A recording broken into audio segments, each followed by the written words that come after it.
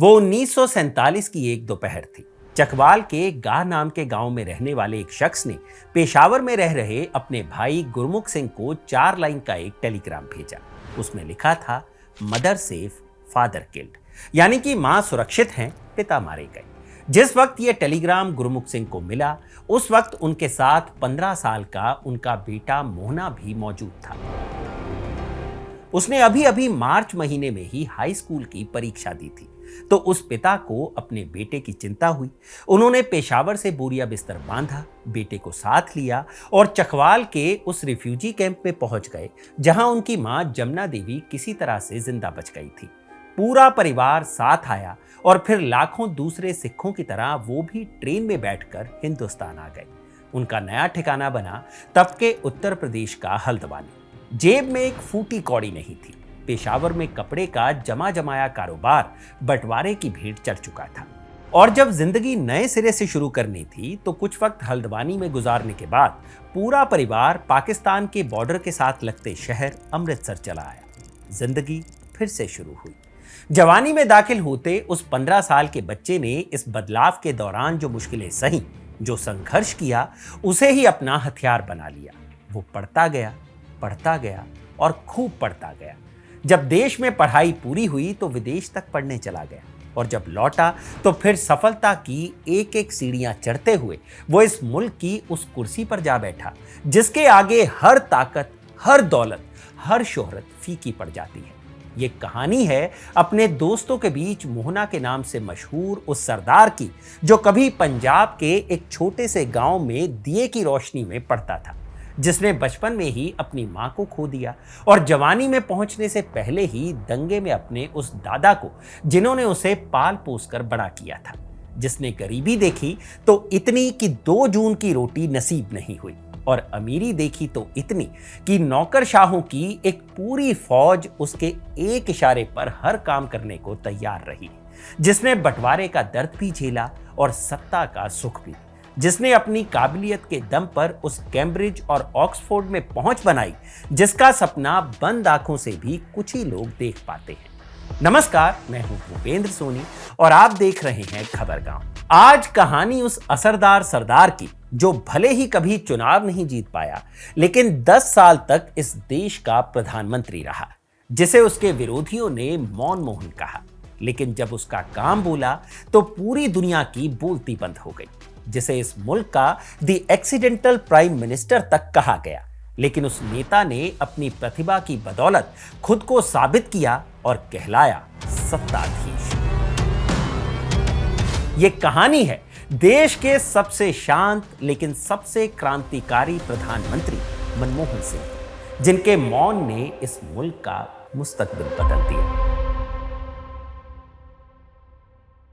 At the stroke of the midnight hour, when Our the difficulty, as I said, is not about the ultimate future. होना चाहिए इस देश का लोकतंत्र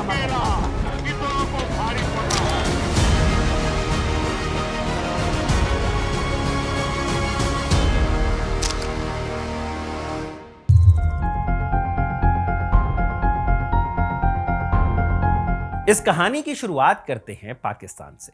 पाकिस्तान की राजधानी इस्लामाबाद के दक्षिण पश्चिम में तकरीबन 100 किलोमीटर की दूरी पर चकवाल जिले का एक गांव है। नाम है गाह।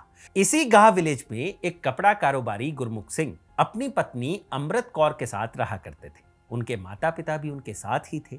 साल 1932 में 26 सितंबर के दिन गुरमुख सिंह और अमृत कौर के घर एक बेटे का जन्म हुआ। नाम रखा गया मनमोहन। लेकिन मनमोहन के जन्म के कुछ ही दिनों के बाद अमृत कौर का निधन हो गया, तो मनमोहन की देखभाल की जिम्मेदारी उठाई उनके दादा और दादी ने। पिता की सेहत भी कुछ खास अच्छी नहीं थी, तो वो भी अपने बेटे की देखभाल नहीं कर पा रहे थे। ऐसे में दादी जमुना देवी ने ही मनमोहन को पाला।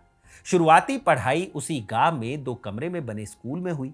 नाम मनमोहन था, लेकिन बच्चे मोहना कहकर ही बुलाते थे और घर में भी यही नाम पड़ गया, मोहना। स्कूल सिर्फ 4वीं तक था। आगे की पढ़ाई के लिए पिता गुरमुख सिंह उसे लेकर पेशावर चले गए। वहां खालसा स्कूल में मनमोहन का दाखिला हुआ। भाषा के नाम पर उर्दू थी, तो सिख परिवार के मनमोहन को भी मजबूरी में उर्दू में ही पढ़ाई जारी रखनी पड़ी। साल 1947 में मनमोहन सिंह ने मार्च के महीने में 10वीं की परीक्षा दी। परीक्षा देने के बाद भी वो पिता के साथ पेशावर में ही मौजूद थे। तभी उनके चाचा का वो टेलीग्राम आया जो मनमोहन सिंह के जीवन का सबसे निर्णायक पहलू बन गया। दरअसल तब तक ये तय हो गया था कि भारत का बंटवारा होगा और हिंदुस्तान के साथ ही पाकिस्तान भी एक नया मुल्क बनेगा। ऐसे माहौल में पूरा देश हिंदू मुस्लिम दंगे की आग में जल उठा। सबसे ज्यादा असर पंजाब में ही था, क्योंकि सबसे बड़ा बंटवारा भी पंजाब का ही होना था। मनमोहन का गांव गाह भी इससे अछूता नहीं था। वहां मुस्लिम आबादी बहुतायत में थी, तो गांव में दो दो मस्जिदें थी, एक गुरुद्वारा भी था। दंगे की आग उस गांव तक भी पहुंच रही थी। ऐसे में गांव के बड़े बुजुर्गों ने आपसी सहमति से तय किया कि वो इस फसाद को अपने घर तक नहीं आने देंगे। इन बुजुर्गों में हिंदू भी थे और मुसलमान भी थे, और साथ ही सिख भी। उस दिन सारे बड़े बुजुर्ग आपस में बैठकर तनाव दूर करने की कोशिश में जुटे थे। उसी दौरान उन्मादी मुसलमानों की एक भीड़ आई और उसने वहां मौजूद हर हिंदू और सिख का कत्ल कर दिया। उनके घरों में आग लगा दी गई और वहां से फरार हो गए। उन मरने वाले लोगों में एक शख्स मनमोहन के दादा भी थे, लेकिन उस कत्लो गारत के बीच उनकी दादी जमुना देवी बच गई थी, क्योंकि उन्हें उसी गांव के एक मुस्लिम परिवार ने दंगाइयों से छिपा लिया था।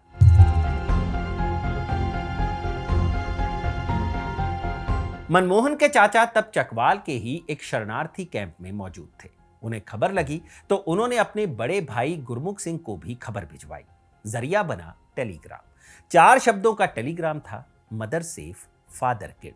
अब गुरमुख सिंह को तय करना था कि पेशावर में दंगे की दहशत के बीच रहना है या लाखों दूसरे हिंदू सिख भाइयों की तरह जान जोखिम में डालकर हिंदुस्तान पहुंचना है। गुरमुख सिंह ने दूसरा विकल्प चुना। पेशावर से निकलकर चकवाल के शरणार्थी कैंप पहुंचे, मां को लिया, भाई को लिया और बेटे मोहना के साथ हिंदुस्तान जाने वाली ट्रेन में बैठकर निकल लिए। सब कुछ पीछे छूट गया, गांव, घर, कारोबार, सारी जमा पूंजी। वो अपने पिता को पहले ही खो चुके थे और बेटे को बचाना था, और बेटे का बचना हिंदुस्तान में ही मुमकिन था। तो वो माँ, भाई और बेटे का हाथ थामकर हिंदुस्तान आ गए। पहले हल्द्वानी पहुंचे और फिर अमृतसर। वो सिखों की उस पवित्र नगरी में दाखिल हुए जिसने इतिहास में इतने आंसू देखे थे जितने शायद ही इस दुनिया के किसी और शहर ने देखे होंगे। लेकिन 15 साल के मोहना की आंखों में आंसू नहीं थे। वो तो कब के सूख चुके थे और सूख कर मजबूत इरादों में तब्दील हो चुके थे। पेशावर में जो 10वीं की परीक्षा दी थी उसका रिजल्ट दंगों की आग में खाक हो चुका था। लिहाजा अमृतसर के हिंदू सभा हाई स्कूल में मोहना का दोबारा दाखिला हुआ। फिर से वही किताबें, वही इम्तिहान, और साल 1948 में जब नतीजा आया तो लड़का टॉप कर गया। ये उस जिद्दी सरदार की पहली दहाड़ थी जिसने अपनी किस्मत की लकीरों को खुद बदलने का फैसला कर लिया था।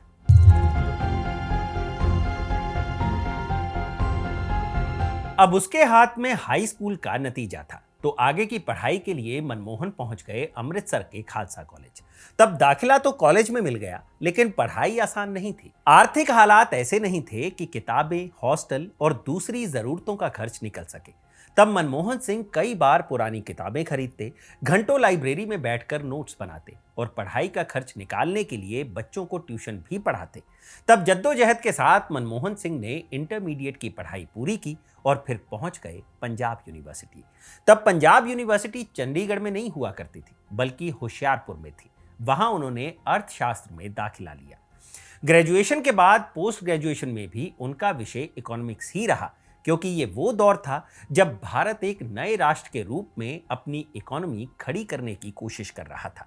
देश में अनाज की कमी थी, विदेशी मुद्रा का संकट था और करोड़ों लोग गरीबी में जी रहे थे। मनमोहन सिंह को लगने लगा कि अगर भारत को सचमुच बदलना है तो उसके लिए अर्थशास्त्र को सिर्फ किताबों में नहीं बल्कि नीति बनाने की मेज पर पहुंचाना होगा। उनकी बातों में ऐसी तार्किकता थी कि पंजाब यूनिवर्सिटी ने उन्हें अपने यहाँ लेक्चरर के रूप में नियुक्त कर लिया। लेकिन मनमोहन सिंह वहां कुछ ही महीने ही नौकरी कर पाए, क्योंकि उनकी मंजिल कहीं और थी, और वो मंजिल थी इंग्लैंड की कैम्ब्रिज यूनिवर्सिटी। तब ऑक्सफोर्ड और कैम्ब्रिज में पढ़ना भारत के सिर्फ रईस और बड़े घरानों के बच्चों का ही विशेषाधिकार माना जाता था।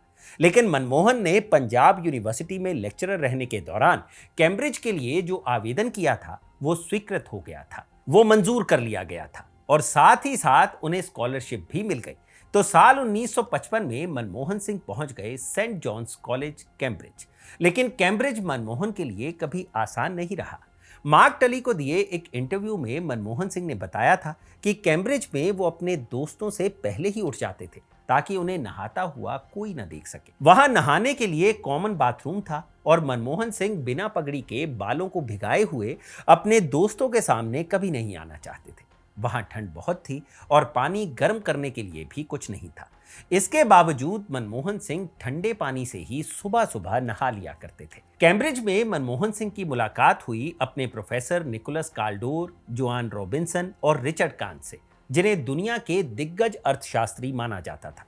उन अर्थशास्त्रियों ने मनमोहन की प्रतिभा को और भी निखारा और साल 1957 में जब मनमोहन सिंह की परीक्षा इकोनॉमिक्स ट्राइपोस का नतीजा आया तो वो ना सिर्फ फर्स्ट डिवीजन में पास हुए थे, बल्कि उन्होंने बेहतरीन प्रदर्शन के लिए कैम्ब्रिज का राइट्स प्राइज भी जीत लिया था, जो एक हिंदुस्तानी के लिए बहुत बड़ी उपलब्धि थी। इसके बाद मनमोहन भारत लौट आए और फिर से पंजाब यूनिवर्सिटी में पढ़ाने लगे। लेकिन तब भी वो सिर्फ मनमोहन सिंह ही थे, वो डॉक्टर नहीं हुए थे, क्योंकि तब तक उनकी पीएचडी पूरी नहीं हुई थी।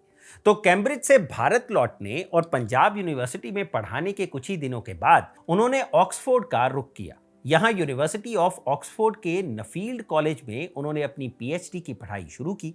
विषय था India's export performance 1951-1960, export prospect and policy implication, यानी कि 1951-1960 के दौरान भारत का निर्यात प्रदर्शन, निर्यात क्षमताएं और नीतिगत प्रभाव।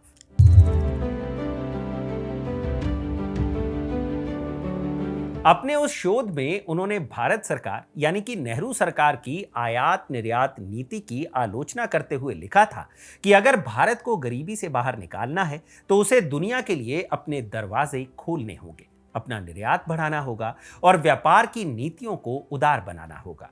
जबकि तब नेहरू और उनके विश्वस्त अर्थशास्त्रियों का मानना था कि भारत जैसे नए आजाद हुए देश को अपनी अर्थव्यवस्था बंद रखनी चाहिए और आयात पर निर्भर नहीं रहना चाहिए। जबकि तब नेहरू और उनके विश्वस्त अर्थशास्त्रियों का मानना था कि भारत जैसे नए आजाद हुए देश को अपनी अर्थव्यवस्था बंद रखनी चाहिए और आयात पर निर्भर नहीं रहना चाहिए। लेकिन इस एक वाकये ने बता दिया था कि मनमोहन सिंह के हाथ अगर कभी पावर आई तो वो क्या करने वाले थे, और यही चीज उन्होंने इस वाकये के 3 दशक बाद की भी। मनमोहन का विचार बिल्कुल ही उल्टा था, जिस पर तब नए सिरे से बहस शुरू हो गई। बड़े बड़े अर्थशास्त्री पगड़ीधारी नौजवान के तर्कों को देखकर हैरानी जताने लगे और भले ही हिंदुस्तान में मनमोहन के विचारों की आलोचना हुई, लेकिन कैम्ब्रिज से लेकर ऑक्सफोर्ड तक ने उनके लिए अपने दरवाजे खोल दिए। हर रोज नौकरी के नए ऑफर्स आने लगे, लेकिन उन्होंने सब ठुकरा दिया, सब छोड़कर भारत लौट आए और फिर से पंजाब यूनिवर्सिटी में ही पढ़ाने लगे। बाजार और कारोबार दोनों पर मनमोहन की अच्छी पकड़ थी, तो उन्हें संयुक्त राष्ट्र संघ से ऑफर आया। 3 साल के लिए काम करने का मौका था, तो मनमोहन सिंह चले गए संयुक्त राष्ट्र संघ। वहां उन्होंने 1966 से 69 तक United Nations conference on trade and development में काम किया और वहां से लौटे तो दिल्ली स्कूल ऑफ इकोनॉमिक्स में प्रोफेसर बन गए।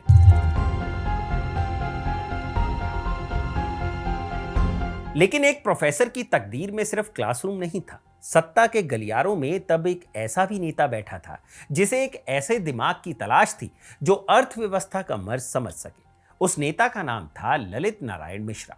तब ललित नारायण मिश्रा इंदिरा गांधी की सरकार में विदेश व्यापार मंत्री हुआ करते थे।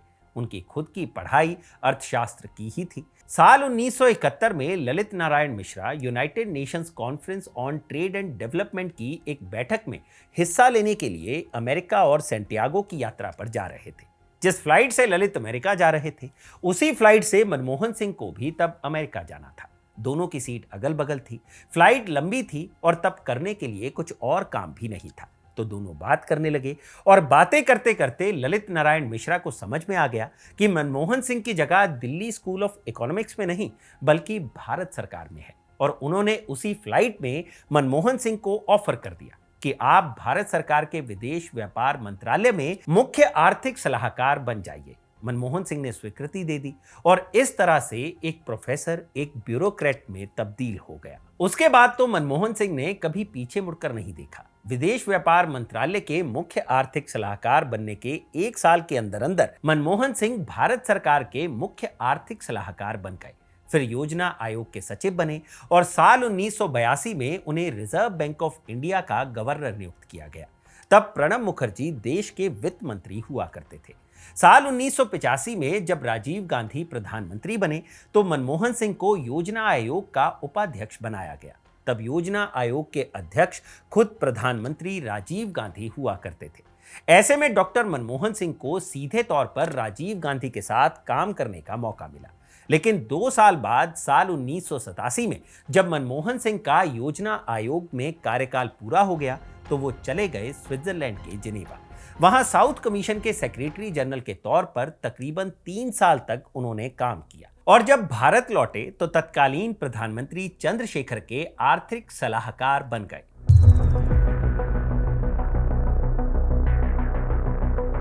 लेकिन ना तो चंद्रशेखर लंबे वक्त तक प्रधानमंत्री रह पाए और ना ही मनमोहन लंबे वक्त तक प्रधानमंत्री के आर्थिक सलाहकार। चंद्रशेखर के प्रधानमंत्री पद से इस्तीफा देने के साथ ही मनमोहन सिंह को यूनिवर्सिटी ग्रांट कमीशन का चेयरमैन नियुक्त कर दिया गया। तब तक मनमोहन सिंह एक के बाद एक देश के सबसे बड़े आर्थिक पदों पर आसीन हो चुके थे। नौकरशाह उनकी सादगी और मेधा दोनों के कायल थे, लेकिन नियति अब भी उनके लिए एक ऐसा चांस तैयार कर रही थी जिसकी कल्पना खुद मनमोहन सिंह ने भी कभी नहीं की थी। ये वो दौर था जब भारत आर्थिक संकट से गुजर रहा था। साल 1991 में भारत का विदेशी मुद्रा भंडार लगभग खत्म होने के कगार पर था। देश के पास सिर्फ इतना पैसा बचा था कि 2 हफ्ते का आयात किया जा सके। भारत कंगाल होने के कगार पर था। मुल्क पर अपना सोना गिरवी रखने की नौबत तक आ चुकी थी। उधर चंद्रशेखर के इस्तीफे की वजह से देश में लोकसभा के चुनाव भी होने थे और बीच चुनाव में ही कांग्रेस के अध्यक्ष और पूर्व प्रधानमंत्री रहे राजीव गांधी की हत्या हो जाती है। पीवी नरसिम्हा राव कांग्रेस के नए अध्यक्ष बने और कांग्रेस के जीतने की सूरत में प्रधानमंत्री पद के स्वाभाविक दावेदार भी बने। 18 जून 1991 को जब नतीजे घोषित हुए तो नरसिम्हा राव के नेतृत्व में कांग्रेस ने 521 में से 232 सीटें जीत ली थी। लोकसभा में कांग्रेस सबसे बड़ी पार्टी बनकर उभरी थी। बहुमत भले ही थोड़ा दूर था, लेकिन तय था कि सरकार तो कांग्रेस ही बनाएगी और कुछ ही घंटों के अंदर यह भी तय हो गया कि प्रधानमंत्री तो पीवी नरसिम्हा राव ही होंगे। 20 जून की शाम को नरसिम्हा राव अपनी कैबिनेट के मंत्रियों के नाम तय कर रहे थे, क्योंकि अगली सुबह 21 जून को उन्हें प्रधानमंत्री पद की शपथ लेनी थी। 20 जून की रात होते होते कई नाम तय हो गए, प्रधानमंत्री के विभाग भी तय हो गए, लेकिन उस वक्त जो विभाग सबसे मुश्किल में था उसका मंत्री तय नहीं हो पा रहा था। वो था वित्त मंत्रालय, जिसके जिम्मे देश को आर्थिक संकट से बचाने का काम था।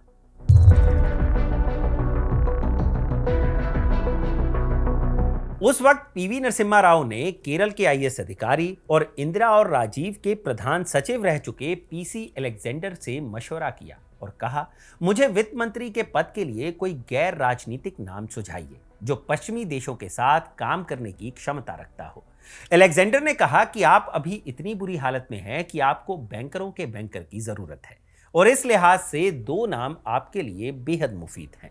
पहला नाम है आईजी पटेल का, जो लंदन स्कूल ऑफ इकोनॉमिक्स के डायरेक्टर हैं, और दूसरा नाम है डॉक्टर मनमोहन सिंह का, जो बड़े अर्थशास्त्री हैं और फिलवक्त यूनिवर्सिटी ग्रांट कमीशन के चेयरमैन हैं। नरसिम्हा राव डॉक्टर मनमोहन सिंह को बाखूबी जानते थे। ये राव ही थे जिन्होंने जब योजना आयोग के उपाध्यक्ष का पद छोड़ा था तो राजीव गांधी से कहकर डॉक्टर मनमोहन सिंह को योजना आयोग का उपाध्यक्ष बनाया था।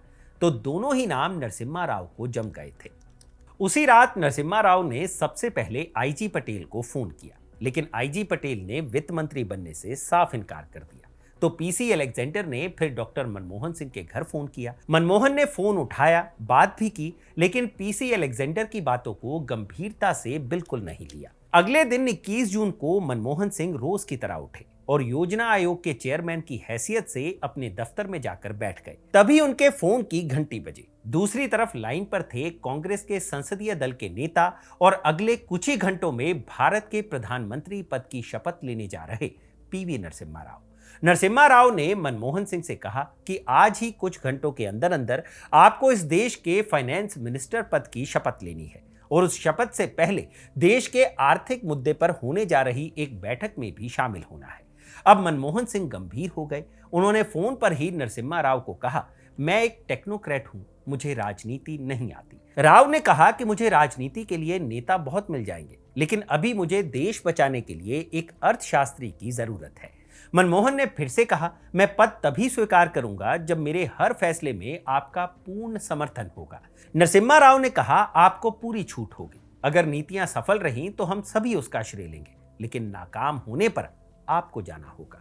इस बातचीत के खत्म होने के तुरंत बाद मनमोहन सिंह योजना आयोग के दफ्तर से निकले और अपने घर पहुंच गए, कपड़े बदले और कुछ ही वक्त के अंदर वो नॉर्थ ब्लॉक पहुंचे, जहां नरसिम्हा राव कुछ अधिकारियों के साथ मनमोहन सिंह का इंतजार कर रहे थे। बैठक कुछ ही देर में खत्म हो गई और तब सब लोगों को पता चला कि देश के अगले finance minister doctor Manmohan Singh होंगे। उस दिन 21 जून को दोपहर 12:53 पर नरसिम्हा राव ने देश के प्रधानमंत्री पद की शपथ ली और इसके बाद मनमोहन सिंह ने भी वित्त मंत्री के तौर पर अपनी शपथ ली। कभी मुफलिसी में जीने वाला गाह का वो सरदार अब उस कुर्सी पर पहुंच गया था जहां से उसे पूरे मुल्क की मुफलिसी दूर करनी थी। अब वो असल मायने में इतना असरदार हो गया था कि उसका हर एक छोटा बड़ा फैसला सिर्फ उसका ही नहीं, पूरे मुल्क की तकदीर तय करने वाला था। वित्त मंत्री बनने के 4 दिन बाद मनमोहन सिंह ने 24 जून 1991 को अपने मंत्रालय में बने एक छोटे से कमरे में कुल 12 अधिकारियों के साथ बैठक की। वो बैठक अर्थव्यवस्था के उदारीकरण को लेकर थी। जब बैठक खत्म हुई तो मनमोहन सिंह ने कहा, ऐसा किए जाने की जरूरत है। अगर आप में से किसी को भी कोई परेशानी हो तो अभी बता दीजिए, हम आपको दूसरा काम सौंप देंगे। बहस की कोई गुंजाइश नहीं थी, फैसला हो चुका था और मनमोहन ने यह फैसला वित्त मंत्री बनने के बाद नहीं किया था, बल्कि वो तो ये फैसला तभी कर चुके थे जब नेहरू इस देश के प्रधानमंत्री थे और मनमोहन सिंह अपनी पीएचडी कर रहे थे। तो उन्हें उदारीकरण को लेकर दोबारा सोचने की कोई जरूरत नहीं थी।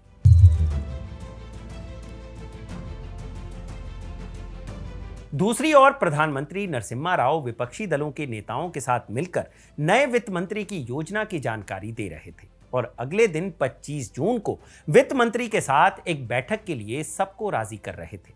सब राजी भी हो गए। राष्ट्रीय मोर्चा के वीपी सिंह, भाजपा के जसवंत सिंह, तमाम और भी विपक्ष के नेता बैठक में मौजूद थे। मार्क टली को दिए एक इंटरव्यू में मनमोहन सिंह ने कहा था, उस बैठक में मैंने उन सभी को उन तमाम चीजों के बारे में बताया जो राजकोषीय घाटे पर काबू पाने, औद्योगिक नीति पर सोच बदलने और उदारीकरण के लिए जरूरी थी। तब तक विपक्ष के नेताओं को अंदाजा भी नहीं था कि देश की अर्थव्यवस्था की हालत कितनी खस्ता है और सब अवाक रह गए।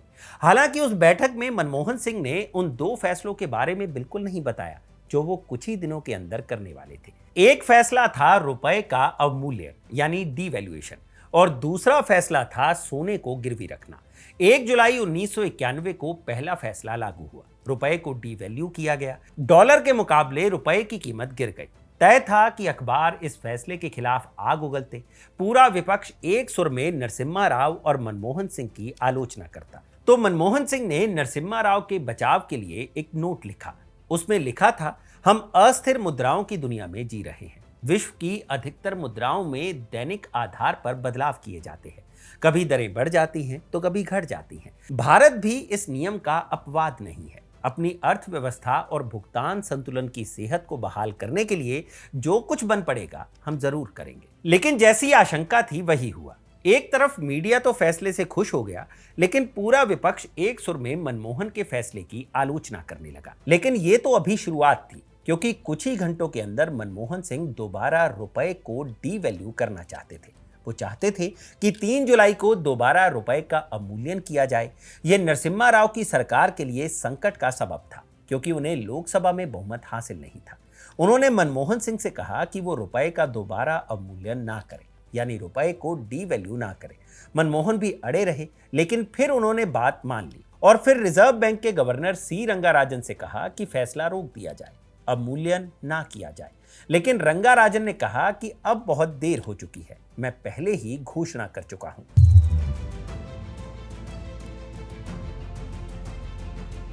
3 जुलाई को रुपए का दोबारा डीवैल्यूएशन हो चुका था। 3 दिन में रुपए की कीमत करीब 20% तक गिर चुकी थी।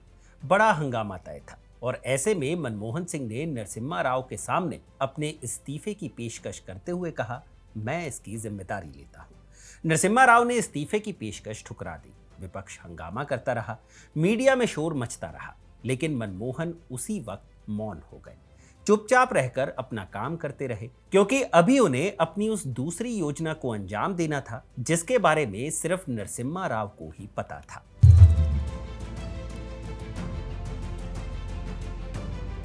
इसके लिए जुलाई के पहले हफ्ते में गाड़ियों का एक काफिला दक्षिण मुंबई के रिजर्व बैंक के सुरक्षा कक्ष से निकाला गया था। यह काफिला इतना बड़ा था मानो किसी देश का राष्ट्राध्यक्ष मुंबई आया हो, लेकिन ये इंतजामात किसी नेता के लिए नहीं थे, बल्कि उस 21 टन खालिस सोने के लिए थे जिसे गिरवी रखने के लिए लंदन ले जाया जाना था। सोना रिजर्व बैंक से निकलकर मुंबई के एयरपोर्ट पहुंचा और वहां से हैवी लिफ्ट कार्गो एयरलाइंस के जरिए उसे लंदन भेजा गया। भारत का सोना अब बैंक ऑफ इंग्लैंड की तिजोरी में बंद था। इसके बदले में नरसिम्हा राव सरकार को डॉलर्स मिले। भारत ने वक्त पर अपने कर्ज का ब्याज चुकाया और मुल्क दिवालिया होने से बच गया।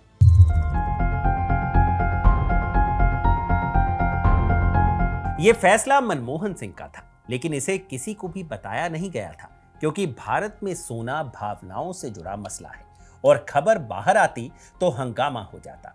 हालांकि खबर बाहर आ ही गई, हंगामा भी हुआ, लेकिन फिर सब शांत हो गया। अब मनमोहन सिंह को और भी बड़ा कदम उठाना था और सबको बताना भी था, क्योंकि मनमोहन सिंह के जिम्मे नरसिम्हा राव सरकार का पहला आम बजट भी था। बजट 24 जुलाई 1991 को संसद में पेश होना था। उस दिन नेहरू जैकेट पहने मनमोहन सिंह ने लाल ब्रीफकेस से अपना बनाया बजट निकाला और पढ़ना शुरू किया। अर्थव्यवस्था का यह संकट बहुत विकट और गहरा है। हमने स्वतंत्र भारत के इतिहास में कभी ऐसा कुछ भी अनुभव नहीं किया है। और इसके बाद मनमोहन सिंह एक एक करके देश की आयात निर्यात नीति में फेरबदल, निर्यात में बढ़ोतरी, आयात के लाइसेंस में कटौती, आयात शुल्क में कटौती और कोटा परमिट राज के खात्मे का ऐलान करते रहे। जब उनका भाषण खत्म होने वाला था, तब मनमोहन सिंह ने कहा, जैसा कि विक्टर ह्यूगो ने कहा था कि दुनिया की कोई भी ताकत उस विचार को नहीं रोक सकती जिसका समय आ गया हो। इस बजट पर मीडिया की मिलीजुली प्रतिक्रिया थी। टाइम्स ऑफ इंडिया ने इस बजट को वाकई ऐतिहासिक बताया, तो द इकोनॉमिक टाइम्स ने इसे एक आर्थिक क्रांति करार दिया। इंडिया टुडे ने इस बजट को शॉक ट्रीटमेंट कहा। लेकिन नरसिम्हा राव के साथ साथ मनमोहन सिंह को धक्का तब लगा जब कांग्रेस के ही अखबार हेराल्ड ने सबसे ज्यादा आलोचना करते हुए लिखा कि यह बजट मध्यम वर्ग के भारतीयों को कुरकुरे, कॉर्नफ्लेक्स और बोतल बंद ड्रिंक्स दे रहा है। ये कभी भी इस राष्ट्र की नींव रखने वाले राजनेताओं की दृष्टि नहीं हो सकती थी। हेराल्ड की इस आलोचना का ना तो नरसिम्हा राव पर कोई असर पड़ा और ना ही मनमोहन सिंह पर। लेकिन जब बदली हुई व्यवस्था में हर्षद मेहता ने शेयर बाजार में घोटाला किया और गिरफ्तारी के बाद जमानत पर रिहा होकर उसने प्रेस कॉन्फ्रेंस में कहा कि प्रधानमंत्री नरसिम्हा राव ने 1 करोड़ रुपए की रिश्वत ली है, तो फिर हंगामा हो गया। इस पर नरसिम्हा राव ने कहा, मैं इस अग्नि परीक्षा से वैसे ही निकल आऊंगा जैसे सीता निकल आई थी।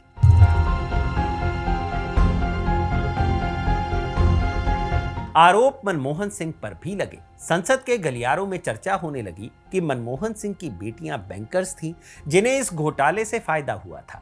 मनमोहन सिंह ने संसद में जवाब दिया, मेरी 3 बेटियां हैं, उनमें से कोई भी बैंकिंग सिस्टम में काम नहीं कर रही है और मेरे साथ काम करने वाले अधिकारियों पर भी यही बात लागू होती है।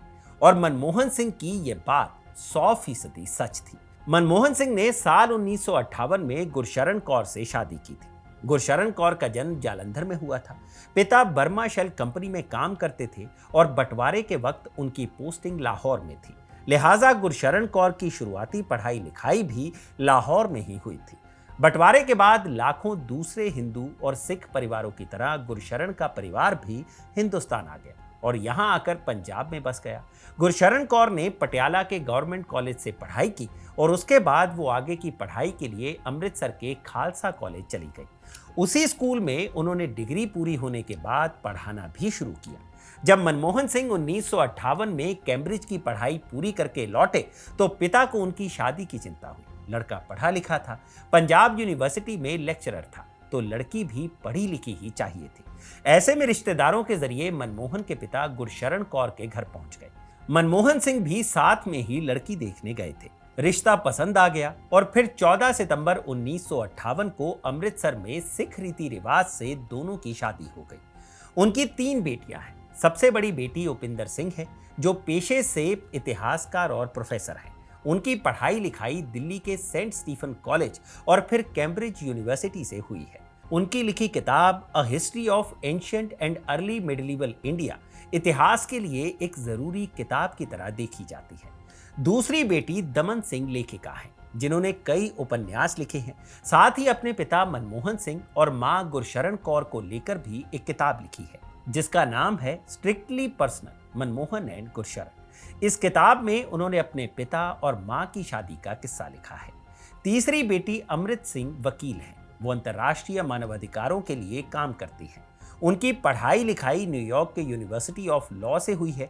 ऐसे में साफ है कि बैंकिंग घोटाले में मनमोहन सिंह पर आरोप लगने के दौरान मनमोहन सिंह ने संसद में अपनी बेटियों को लेकर जो बयान दिया था वो बिल्कुल सच था, क्योंकि उनकी कोई भी बेटी बैंकिंग सेक्टर से दूर दूर तक ना तब जुड़ी थी और ना ही अब जुड़ी है।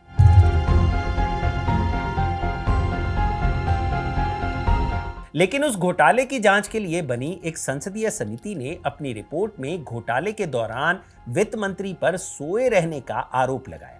इससे मनमोहन सिंह को फर्क पड़ा और उन्होंने प्रधानमंत्री नरसिम्हा राव को अपना इस्तीफा भेज दिया। नरसिम्हा राव भी परेशान ही थे। उनके पास इंदिरा या राजीव गांधी जैसा जनादेश नहीं था, तो उन्होंने तय किया कि वो मनमोहन सिंह का इस्तीफा स्वीकार कर लेंगे। लेकिन तब या तो प्रणब मुखर्जी वित्त मंत्री बनते या फिर पी चिदम्बरम, और नरसिम्हा राव दोनों में से किसी को भी वित्त मंत्रालय सौंपना नहीं चाहते थे, तो उन्होंने मनमोहन सिंह को पद पर बने रहने को कहा। संसदीय समिति की रिपोर्ट दब गई। प्रधानमंत्री को कोई नुकसान नहीं पहुंचा, तो वित्त मंत्री को भी कोई नुकसान नहीं ही होना था, और यही हुआ भी। मनमोहन सिंह ने लाइसेंस राज का खात्मा किया, भारतीय बाजारों को दुनिया के लिए खोल दिया। जिस अर्थव्यवस्था को लोग मृत मान चुके थे, वो अचानक दौड़ने लगे। विरोधियों ने उन्हें पूंजीवाद का एजेंट कहा, लेकिन वक्त गवाह था कि उन्होंने देश को दिवालिया होने से बचा लिया था।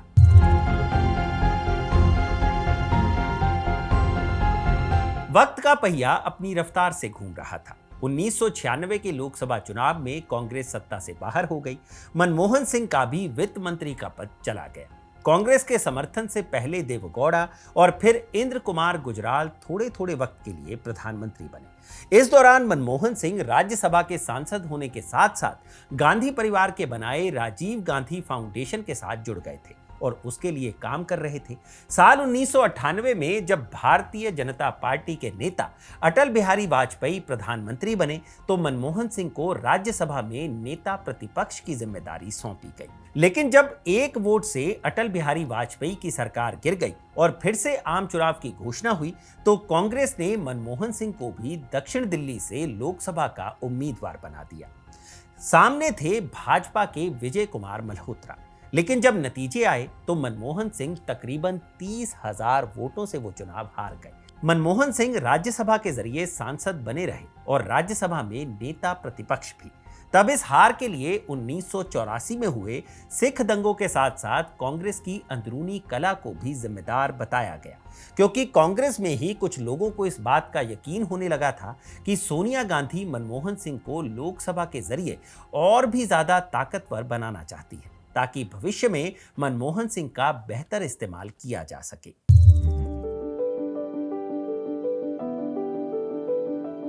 और मनमोहन सिंह के बेहतर इस्तेमाल का दिन भी जल्दी ही आ गया। ठीक 5 साल बाद साल 2004 लोकसभा का एक और चुनाव। लेकिन यह चुनाव सिर्फ सरकार बदलने वाला चुनाव नहीं था। यह चुनाव भारत की राजनीति का चरित्र बदलने वाला चुनाव साबित होने वाला था। तब देश में अटल बिहारी वाजपेयी की सरकार थी। बुद्ध मुस्कुरा चुके थे। पोखरण में परमाणु परीक्षण हो चुका था। करगिल में हुई जंग में पाकिस्तान की मिट्टी पलीद हो चुकी थी। दिल्ली से लेकर चेन्नई तक नई सड़कें बन रही थी, जिन्हें गोल्डन क्वाड्रिलेटरल या स्वर्णिम चतुर्भुज कहा जा रहा था। मोबाइल फोन आम आदमी तक पहुंचने लगे थे। विदेश में भारत की साख बढ़ रही थी। अर्थव्यवस्था तेजी से आगे बढ़ रही थी। सरकार को पूरा भरोसा था कि जनता उसे दोबारा सत्ता सौंपेगी और इसी भरोसे के साथ नारा उछला, इंडिया शाइनिंग। टीवी पर विज्ञापन चल रहे थे, अखबारों में विज्ञापन छप रहे थे, आलेख छप रहे थे। हर सर्वे यही कह रहा था, अब की बारी अटल बिहारी। जबकि कांग्रेस लगातार 2 चुनाव हार चुकी थी। नरसिम्हा राव के बाद ना तो सीताराम केसरी चुनाव जिता पाए थे और ना ही सोनिया गांधी। कांग्रेस के भीतर भी भरोसा डगमगा रहा था, लेकिन सोनिया ने कमर कस रखी थी। पूरा देश नापना शुरू कर दिया था। उन्होंने अपने विचारों से मिलते जुलते क्षेत्रीय दलों को अहमियत देनी शुरू कर दी थी। बिहार में लालू यादव और रामविलास पासवान, तमिलनाडु में एम करुणानिधि, महाराष्ट्र में शरद पवार, झारखंड में शिबू सोरेन, आंध्र प्रदेश में केसीआर, कुनबा बड़ा होता जा रहा था। भाजपा के खिलाफ गठबंधन तैयार होता दिख रहा था। मई के तपते महीने में मौसम से ज्यादा राजनीति का पारा गर्म था। इसी गर्मी में वोटिंग हुई और नतीजे का दिन आ गया, 13 मई 2004। और हर टीवी चैनल पर सुबह से सिर्फ एक सवाल, क्या अटल बिहारी वाजपेयी फिर से प्रधानमंत्री बनने जा रहे हैं? नतीजे के शुरुआती कुछ घंटों तक ये सवाल हर टीवी स्क्रीन पर कौंधता रहा, लेकिन जैसे जैसे वक्त बीता, पुराना सवाल नेपथ्य में चला गया और नया सवाल खड़ा हो गया, क्या अब एक विदेशी महिला इस देश की प्रधानमंत्री बनेगी? क्योंकि नतीजों ने जाहिर कर दिया था कि इंडिया शाइनिंग का नारा डूब गया है। अटल बिहारी वाजपेयी के नेतृत्व वाला एनडीए चुनाव हारकर सत्ता से बाहर है। देश की सबसे बड़ी पार्टी अब कांग्रेस है, जिसके राष्ट्रीय अध्यक्ष का नाम है सोनिया गांधी।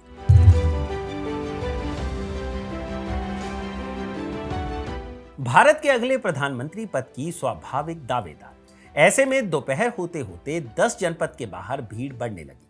जो भीड़ 24 अकबर रोड पर होनी चाहिए थी, जहां कांग्रेस का मुख्यालय था, वो भीड़ सोनिया गांधी के घर पर जमा थी। नारे लगा रही थी, सोनिया गांधी जिंदाबाद। अंदर बैठक चल रही थी और उस बैठक में कांग्रेस के सांसदों ने सोनिया गांधी को संसदीय दल का नेता चुन लिया। सहयोगी दलों ने भी बिना शर्त उनके नाम का समर्थन कर दिया। शको सुबह की कोई गुंजाइश नहीं थी। सोनिया गांधी का प्रधानमंत्री बनना एकदम तय था। राष्ट्रपति भवन भी सोनिया गांधी के शपथ की तैयारियों में जुट गया। अचानक से विरोध की आवाज उठनी शुरू हुई। कांग्रेस खेमे से नहीं, भाजपा के खेमे से। और इन आवाजों में सबसे मुखर आवाज सुषमा स्वराज की थी। सुषमा स्वराज ने ऐलान किया, अगर सोनिया गांधी प्रधानमंत्री बनी तो मैं सिर मुड़वा लूंगी, सफेद साड़ी पहनूंगी, जमीन पर सोऊंगी और सिर्फ चने खाऊंगी। मैं एक भिक्षुणी का जीवन जीऊंगी। उमा भारती ने भी विरोध किया और फिर धीरे धीरे विरोध की आवाज और भी तेज होती गई। देश में एक नई बहस छिड़ गई कि क्या इटली में जन्मी कोई महिला भारत की प्रधानमंत्री बन सकती है? संविधान कहता था कि हाँ, बन सकती है, क्योंकि अब वो भारत की नागरिक है। राजनीति कह रही थी कि नहीं, क्योंकि उनकी पैदाइश यहाँ की नहीं है। और सोनिया गांधी के लिए ऐसी आवाजें कोई नई नहीं थी। ऐसी आवाज तो वो साल 1999 में भी सुन चुकी थी, विरोधियों से ज्यादा अपनों के मुंह से। शरद पवार, तारिक अनवर और पीएम संगमा जैसे लोगों से, जिन्होंने सोनिया गांधी के विदेशी मूल के मुद्दे पर ही कांग्रेस तोड़कर नई पार्टी बना ली थी और नाम रखा था नेशनलिस्ट कांग्रेस पार्टी यानी एनसीपी। लेकिन इस बार एनसीपी चुप थी। शरद पवार से लेकर तारिक अनवर और पीए संगमा तक सब चुप थे, क्योंकि विरोध की सारी कमान तो भाजपा ने अकेले ही संभाल रखी थी और मीडिया उस विरोध की आग में घी डालने का काम कर रहा था। लेकिन प्रधानमंत्री का नाम तो तय होना ही था।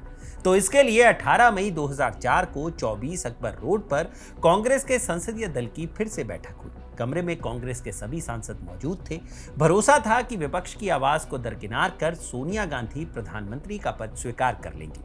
वो शपथ ग्रहण की तारीख के इंतजार में उस कमरे में बैठे थे। लेकिन तभी सोनिया उठी। उनके हाथ में एक कागज था। उन्होंने कागज खोला, चश्मा ठीक किया और बोली, प्रधानमंत्री का पद कभी मेरा लक्ष्य नहीं रहा। मेरी अंतरात्मा की आवाज कहती है कि मैं विनम्रता पूर्वक इस पद को स्वीकार नहीं करूंगी। कमरे में अचानक से सन्नाटा पसर गया।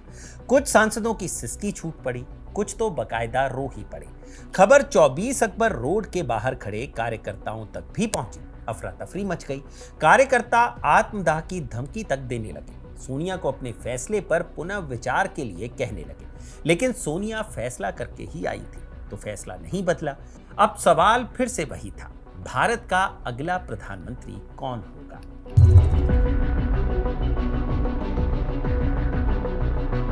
तब सामान्य कांग्रेसियों के जहन में कुछ नाम कौन थे?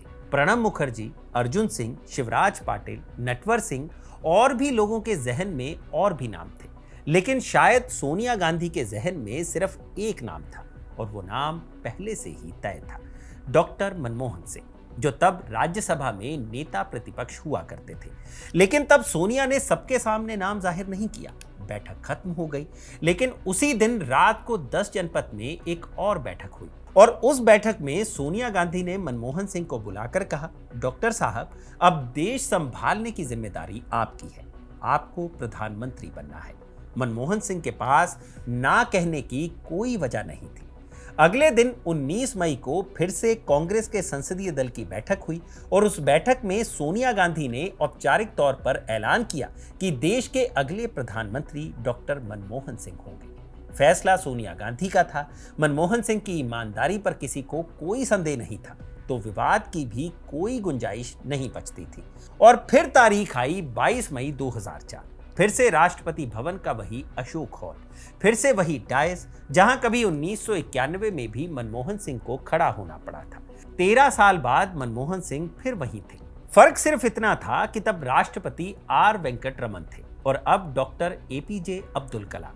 लेकिन एक फर्क और था।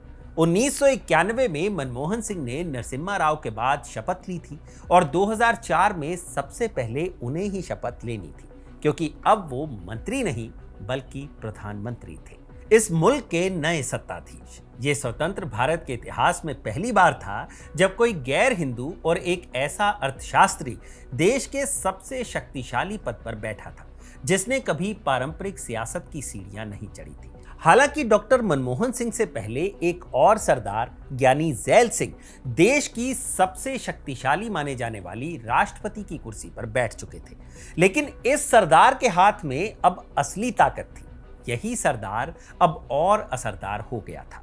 लेकिन उस सरदार को ना सिर्फ सरकार चलानी थी बल्कि सरकार बचानी भी थी, क्योंकि सरकार गठबंधन के सहारे थी। सरकार कांग्रेस के अकेले की नहीं थी बल्कि यूनाइटेड प्रोग्रेसिव अलायंस की थी। साथ में आरजेडी थी, डीएमके थी, एनसीपी थी, एलजेपी थी, झामुमो और बाहर से लेफ्ट दलों का समर्थन भी मिल रहा था। हर साथी दल की अपनी महत्वाकांक्षाएं थी, हर दल की अपनी राजनीति थी और हर दल की अपनी अपनी शर्तें थी। बेहतर तालमेल जरूरी था।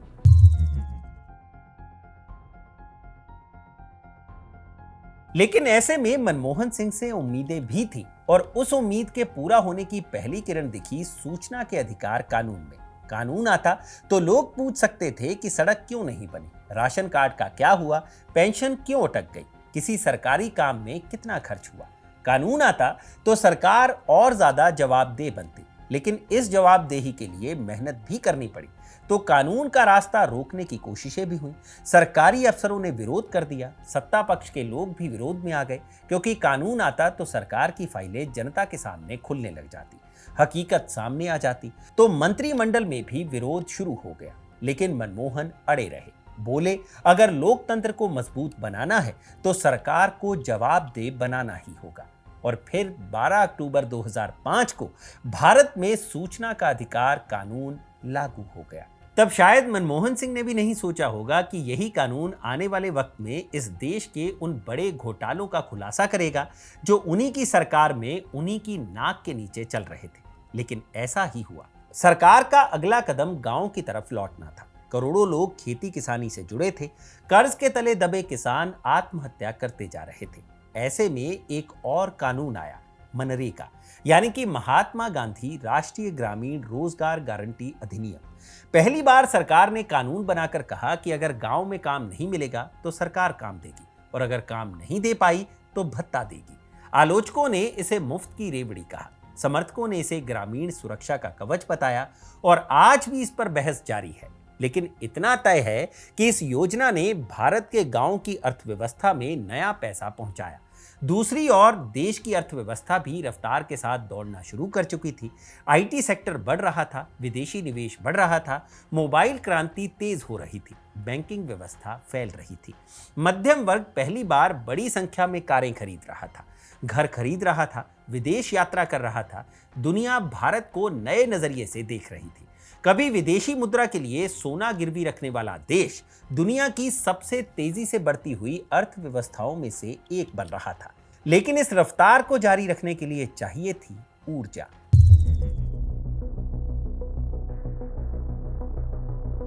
और तब ऊर्जा का सबसे बड़ा स्रोत बन सकता था परमाणु ऊर्जा। उसके लिए अमेरिका से दोस्ती जरूरी थी। तब अमेरिका और भारत के रिश्तों में एक खलिश थी जो हर रोज बढ़ती ही जा रही थी। मनमोहन ने तय किया कि रिश्ते बदलने होंगे और इस बदलाव के लिए मनमोहन सिंह पहुंच गए वॉशिंगटन। तारीख थी 18 जुलाई 2005। राष्ट्रपति भवन यानी कि व्हाइट हाउस में अमेरिकी राष्ट्रपति जॉर्ज डब्ल्यू बुश और उनकी पत्नी लारा बुश ने मनमोहन सिंह के सम्मान में डिनर का आयोजन किया।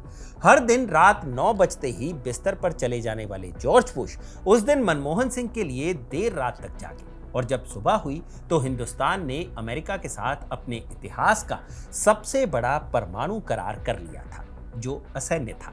यह भारत की विदेश नीति का सबसे बड़ा मोड़ था। लेकिन दिल्ली में भूचाल आ गया। बाहर से सरकार को सहयोग दे रहे वामपंथी दलों ने कहा कि भारत अमेरिका का सहयोगी बन रहा है तो हम समर्थन वापस ले लेंगे। इस एक करार ने सरकार को खतरे में डाल दिया। मनमोहन सिंह पर दबाव था कि अमेरिकी करार खत्म करिए तो सरकार बच जाएगी, लेकिन मनमोहन अड़ गए। बोले अगर देश के हित में यह समझौता नहीं हो सकता तो मुझे प्रधानमंत्री की कुर्सी पर बने रहने का कोई शौक नहीं है, मैं इस्तीफा देने के लिए तैयार हूं। यह शायद पहली बार था जब हमेशा शांत दिखने वाले मनमोहन सिंह ने अपने राजनीतिक जीवन का सबसे बड़ा दांव खेला।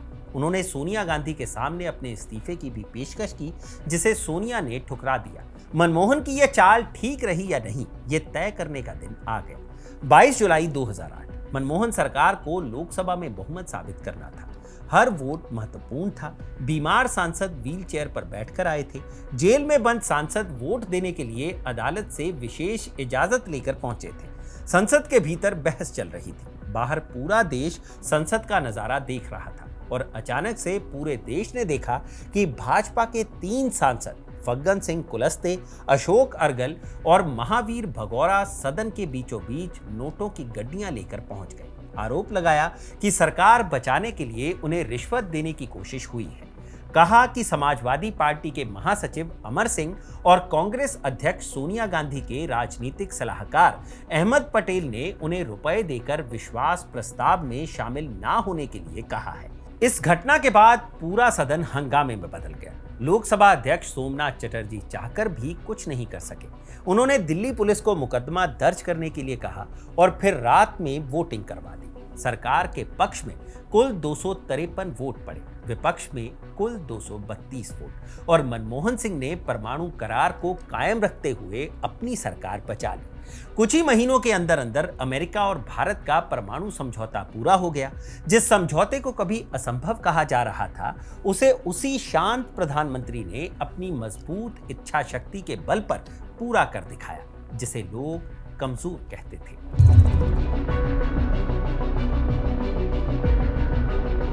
फिर तारीख आई 26 नवंबर 2008। मुंबई आतंकी हमलों से चीख रही थी।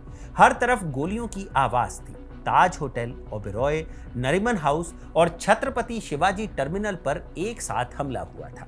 पूरा देश टीवी पर उस हमले को देख रहा था। 10 आतंकवादी हाथों में हथियार लेकर मजलूमों की लाशें बिछाते जा रहे थे। मुंबई पुलिस और एनएसजी आतंकियों के मंसूबों को नाकाम करने में जुटी हुई थी। 60 घंटे तक ऑपरेशन चला और जब खत्म हुआ तो 175 लोग मारे जा चुके थे और 300 से ज्यादा गंभीर रूप से घायल थे। पूरी मुंबई छलनी पड़ी थी। पूरा देश गुस्से में था। पाकिस्तान के खिलाफ जंग की आवाज तेज होती जा रही थी, लेकिन मनमोहन ने जंग नहीं छेड़ी। जन भावना के खिलाफ जाकर आतंकवाद के खिलाफ वैश्विक समर्थन जुटाया, पाकिस्तान पर अंतर्राष्ट्रीय दबाव बनाया और भारत की सुरक्षा व्यवस्था में बड़े बदलाव कर इस देश को एक नई जांच एजेंसी दी जिसका नाम है एनआईए, यानी कि नेशनल इन्वेस्टिगेशन एजेंसी। पाकिस्तान के खिलाफ जंग ना छेड़ने का फैसला ऐसे वक्त में हुआ जब कुछ ही महीने बाद लोकसभा के चुनाव होने थे और ये ऐसा वक्त था जब दुनिया भर की अर्थव्यवस्थाओं में हलचल मची हुई थी।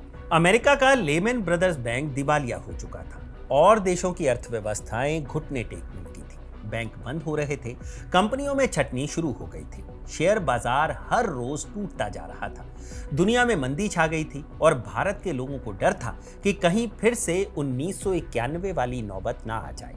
लेकिन ऐसा कुछ भी नहीं हुआ। क्योंकि जिस वित्त मंत्री ने 1951 में भारत को संकट से उबारा था, वो अब देश का प्रधानमंत्री था। मनमोहन सिंह ने रिजर्व बैंक, वित्त मंत्रालय और योजना आयोग के साथ लगातार बैठकें शुरू की। बैंकिंग व्यवस्था पर निगरानी बढ़ाई गई, पब्लिक एक्सपेंडिचर बढ़ाया गया, इंफ्रास्ट्रक्चरल प्रोजेक्ट्स को रफ्तार दी गई। भारतीय बैंकों पर पहले से लागू कड़े नियम इस दौर में ढाल बनकर सामने आए। जब अमेरिका और यूरोप की अर्थव्यवस्थाएं लड़खड़ा रही थी, भारत की अर्थव्यवस्था थोड़ी धीमी जरूर हुई, लेकिन उसने घुटने नहीं टेके और चट्टान की तरह खड़ी रही। इसकी वजह से मनमोहन सिंह देश में तो हीरो के तौर पर उभरे ही, दुनिया भर ने उनके अर्थशास्त्र का लोहा माना और उन्हें नजीर के तौर पर देखा जाने लगा। लेकिन मनमोहन सिंह की असली परीक्षा तो अभी बाकी थी। लोकसभा का चुनाव था और यह चुनाव मनमोहन सिंह के चेहरे पर लड़ा जाना था। कांग्रेस के पोस्टर्स पर उन्हीं का चेहरा था, टीवी के विज्ञापनों में वही दिखाई देते थे, लेकिन वो ना तो आग उगलते भाषण दे पाते थे और ना ही बिना माइक्रोफोन कोई उनकी आवाज सुन पाता था।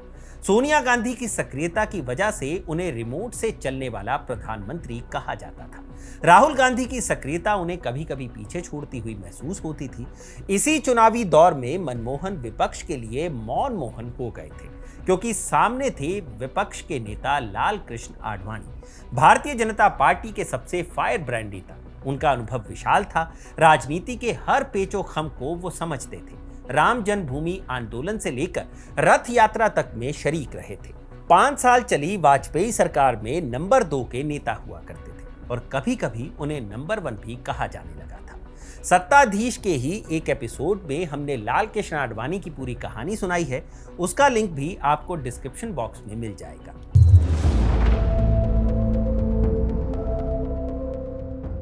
खैर, 16 मई 2009 को जब नतीजे आए तो पूरा हिंदुस्तान हैरान था। खुद कांग्रेस भी हैरान थी, क्योंकि उसे 206 सीटें मिली थी और 1991 के चुनाव के बाद यह पहली बार था जब कांग्रेस ने 200 का आंकड़ा पार किया था। ये मनमोहन सिंह के नेतृत्व पर आम आदमी की मोहर थी, जिसने उन्हें दोबारा उसी राष्ट्रपति भवन के उसी अशोक हॉल में लाकर खड़ा कर दिया, जहां उन्हें फिर से प्रधानमंत्री पद की शपथ लेनी थी। 22 मई 2009 को डॉक्टर मनमोहन सिंह दूसरी बार प्रधानमंत्री पद की शपथ ले रहे थे। भारत के लोकतांत्रिक इतिहास में तब पहली बार ऐसा हुआ था कि जवाहरलाल नेहरू के बाद कोई प्रधानमंत्री लगातार 5 साल का कार्यकाल पूरा करके दूसरी बार सत्ता में लौटा हो। दुनिया भी उन्हें अलग नजर से देखने लगी थी, चाहे अमेरिका हो या ब्रिटेन, फ्रांस हो या फिर रूस और जापान। हर जगह मनमोहन सिंह को गंभीर और भरोसेमंद नेता माना जाने लगा। एक टेक्नोक्रेट अब पूरी तरह से पॉलिटिशियन बन गया था।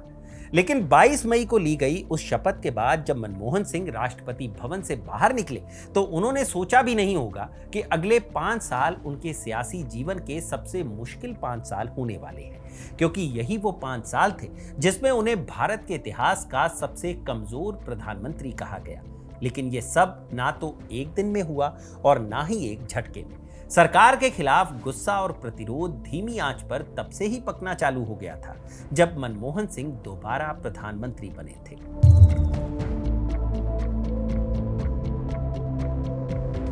शुरुआत अच्छी ही हुई थी। भारत तेजी से बढ़ रहा था, विदेशी निवेश आ रहा था। अमेरिका के राष्ट्रपति बराक ओबामा भारत की तारीफ कर रहे थे। दुनिया भारत को उभरती हुई महाशक्ति बताने में जुटी हुई थी। लेकिन एक दिन CAG की एक रिपोर्ट आ गई। रिपोर्ट बनाने वाले का नाम था विनोद राय, भारत के नियंत्रक और महालेखा परीक्षक। उन्होंने रिपोर्ट में लिखा कि 2G स्पेक्ट्रम की गलत नीलामी की वजह से भारत सरकार को 1,76,000 करोड़ रुपए का नुकसान हुआ है। आंकड़ा बहुत बड़ा था, मीडिया ने पकड़ लिया और तब इसे भारत के इतिहास का सबसे बड़ा घोटाला करार दिया गया। विपक्ष ने संसद ठप कर दी, संयुक्त संसदीय समिति की मांग होने लगी। सरकार ने सफाई देने की कोशिश की, लेकिन सुनने वाला कोई नहीं था। अदालत ने CBI जांच का आदेश दिया। संचार मंत्री A राजा का इस्तीफा हुआ, गिरफ्तारी हुई और मनमोहन सिंह के मंत्री को जेल जाना पड़ा। फिर कॉमनवेल्थ गेम्स का घोटाला सामने आया, सुरेश कलमाड़ी पर आरोप लगे, उनकी भी गिरफ्तारी हुई। फिर कोयला घोटाला सामने आ गया और इस बार नंबर और भी बड़ा था, 2G स्पेक्ट्रम से भी बड़ा, 1,86,000 करोड़ रुपए का घोटाला। मनमोहन सिंह व्यक्तिगत तौर पर घिर गए, क्योंकि कुछ वक्त तक कोयला मंत्रालय उनके भी पास रहा था। विपक्ष ने सीधा निशाना साधा। संसद के बाहर, संसद के भीतर सिर्फ एक आवाज, प्रधानमंत्री इस्तीफा दो। मनमोहन ने इस्तीफा नहीं दिया, बल्कि लोकसभा में जवाब दिया। बोले, संसाधनों के आवंटन की जो प्रक्रिया अपनाई गई वो उस समय की स्थापित नीति के अनुसार थी। अगर कोई गलती हुई है तो उसकी जांच होनी चाहिए, लेकिन केवल अनुमान के आधार पर सरकार को दोषी नहीं ठहराया जा सकता। लोकसभा के भीतर की इस आवाज को सदन के बाहर सुनने को कोई तैयार नहीं था, क्योंकि अदालत से पहले मीडिया और मीडिया के जरिए जनता फैसला कर चुकी थी कि सरकार में भ्रष्टाचार हुआ है। लोग गुस्से में थे और गुस्सा सिर्फ सरकार से ही नहीं बल्कि पूरी राजनीतिक व्यवस्था से होने लगा था। इसी बीच दिल्ली के जंतर मंतर पर जन लोकपाल की मांग को लेकर बुजुर्ग अन्ना हजारे गांधी टोपी पहनकर अनशन पर बैठ गए। शुरुआत छोटी ही थी, लेकिन कुछ ही दिनों में वो देश का सबसे बड़ा जन आंदोलन बन गया। दिल्ली से लेकर मुंबई तक, बेंगलुरु से लेकर लखनऊ तक, जयपुर से लेकर पटना तक, हर शहर में हजारों लोग सड़कों पर उतर आए। हाथों में तिरंगा था, सर पर सफेद टोपी और सबका नारा एक ही, मैं अन्ना हूं। मीडिया ने इस आंदोलन को दिखाना शुरू किया। फिर तो दिन रात हर टीवी चैनल पर बहस मुबाहिसे का सिर्फ एक ही केंद्र बन गया, अन्ना का आंदोलन। कई बड़े चेहरे आंदोलन के साथ जुड़ते गए। अरविंद केजरीवाल, कुमार विश्वास, किरण बेदी, प्रशांत भूषण, योगेंद्र यादव, मेधा पाटकर आदि। देश में आंदोलन करने वालों को नए सिरे से खाद पानी मिलने लगा और इन सबके बीच एक सवाल उछल कर आने लगा, प्रधानमंत्री बोलते क्यों नहीं? यहीं से एक जुमला निकला, मनमोहन मौन मोहन। फिर तो खूब कार्टून बने, चुटकुले बने, टीवी पर बहस हुई। मनमोहन को रिमोट कंट्रोल से चलने वाला प्रधानमंत्री कहा गया। असली ताकत 7 रेस कोर्स रोड नहीं बल्कि 10 जनपद में है, ऐसी बातें उछाली गई और यह बहस का अंतहीन सिलसिला बन गया। और तब एक दिन मनमोहन सिंह बोले, इतिहास मेरे प्रति उतना क्रूर नहीं होगा जितनी समकालीन मीडिया और विरोधी पार्टियां रही हैं।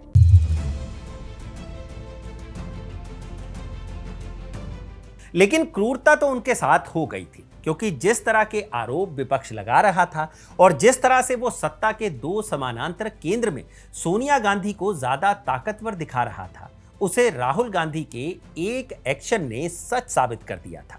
दरअसल सितंबर 2013 में जब मनमोहन सरकार की ओर से एक अध्यादेश लाकर यह तय किया गया कि लिली थॉमस बनाम भारत सरकार केस में आए सुप्रीम कोर्ट के फैसले को अध्यादेश के जरिए कमजोर कर दिया जाए, तो राहुल गांधी ने एक प्रेस कॉन्फ्रेंस में उस अध्यादेश को फाड़कर फेंकने लायक बताया और सांकेतिक तौर पर कुछ कागज भी फाड़ दिए। तब मनमोहन सिंह अमेरिका के दौरे पर थे। सुप्रीम कोर्ट का फैसला था कि अगर किसी जनप्रतिनिधि यानी कि सांसद या विधायक को 2 साल या उससे ज्यादा की सजा हो जाए तो सजा घोषित होने के साथ ही उस जनप्रतिनिधि की सदस्यता अपने आप खत्म हो जाएगी। ऐसे में सरकार ने तय किया कि अगर निचली अदालत के फैसले के आधार पर सदस्यता चली जाए और ऊपरी अदालत उसी केस में फैसला पलट दे तो फिर राजनीतिक प्रक्रिया अस्थिर हो जाएगी। लिहाजा 24 सितंबर 2013 को एक अध्यादेश के जरिए सरकार ने तय किया कि अगर कोई सांसद या विधायक दोषी साबित होता भी है तो ऊपरी अदालतों में मामले के लंबित रहने तक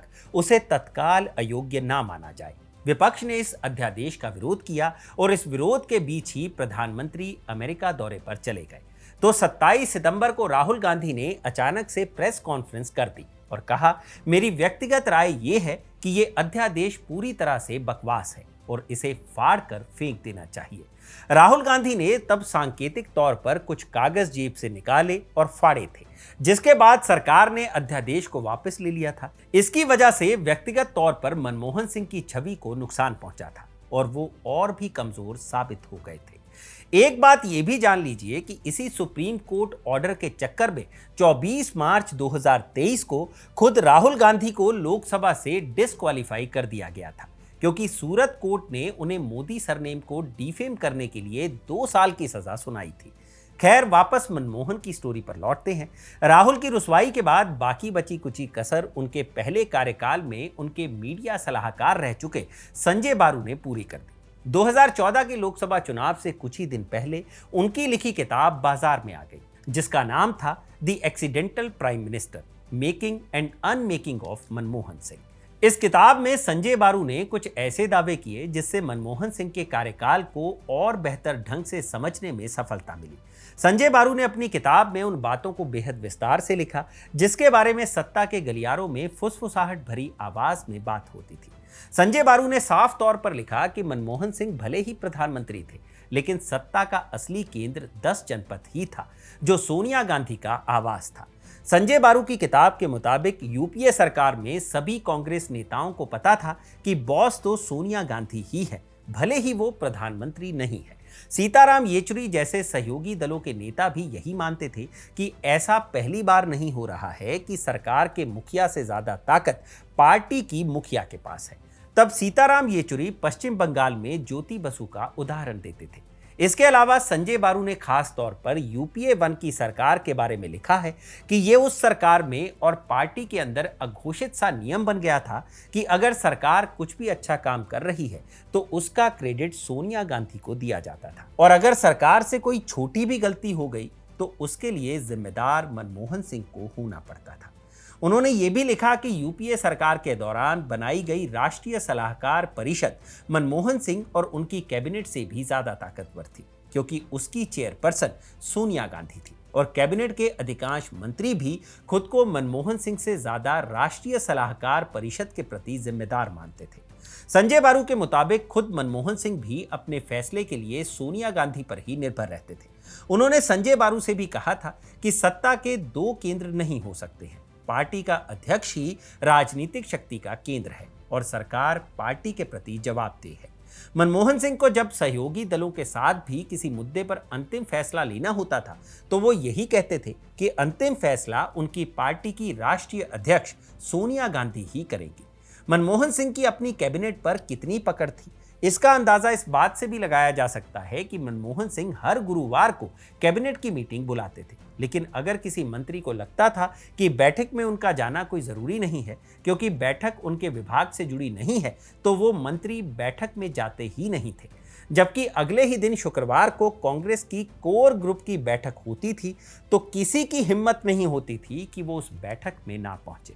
ऐसे में ये बातें सत्ता के गलियारे में लगातार होती ही रहती थी। मीडिया में भी ऐसी बातों को सूत्रों के हवाले से लिखा जाता था, लेकिन जब ये सारी बातें प्रधानमंत्री के मीडिया सलाहकार की लिखी किताब की शक्ल में भरपूर ब्यौरे के साथ सामने आई तो मनमोहन सिंह का बचा कुचा इकबाल भी खत्म हो गया। प्रधानमंत्री दफ्तर की तरफ से संजय बारू की उस किताब और उसमें लिखे तथ्यों को सिरे से खारिज करने की कोशिश हुई। यहां तक कहा गया कि सारी बातें संजय बारू की कल्पना की उपज है। कांग्रेस के नेताओं ने इन सभी तथ्यों को एक तरफा बताया, जबकि संजय बारू ने कहा कि उनका किताब को लिखने का मकसद मनमोहन सिंह का बचाव करना था।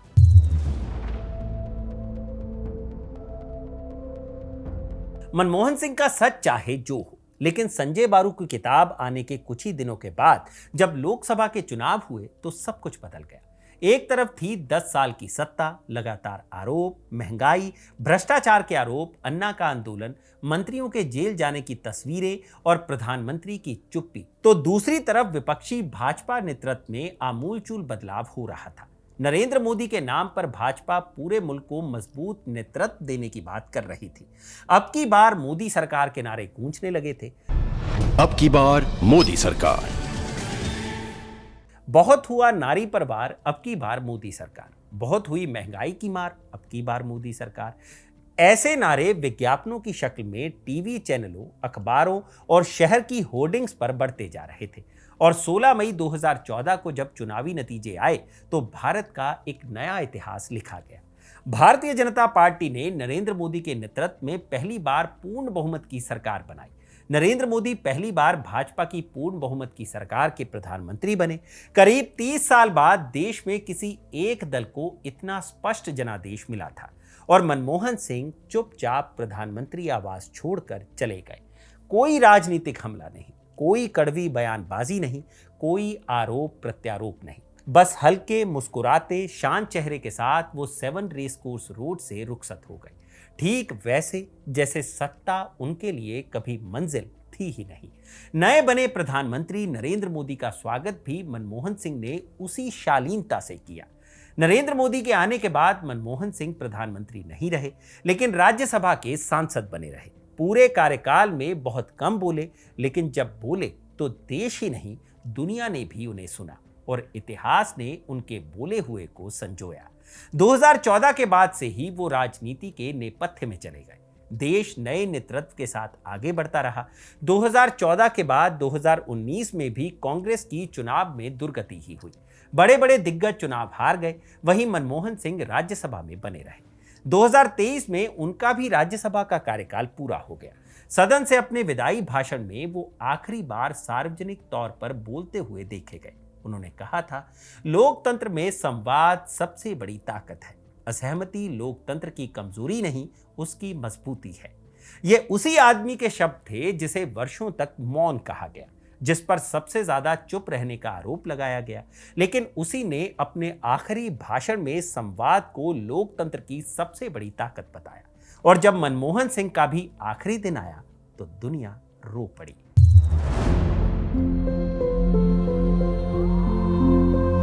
छब्बीस दिसंबर 2024 को दिल्ली के एम्स में डॉक्टर मनमोहन सिंह ने 92 साल की उम्र में अपनी अंतिम सांस ली। एक कम बोलने वाली आवाज हमेशा के लिए खामोश हो गई। फिर तो अमेरिका से शोक संदेश आए, ब्रिटेन ने श्रद्धांजलि दी, फ्रांस, जापान, रशिया, हर देश ने उन्हें याद किया। जो विरोधी थे वो भी रो पड़े। और उस दिन उनके अपने गांव गाह के लोग भी रो रहे थे, क्योंकि अपने उस गांव के लिए मनमोहन सिंह ने इतना कुछ किया था जितना पाकिस्तान की सरकार कभी नहीं कर पाई थी।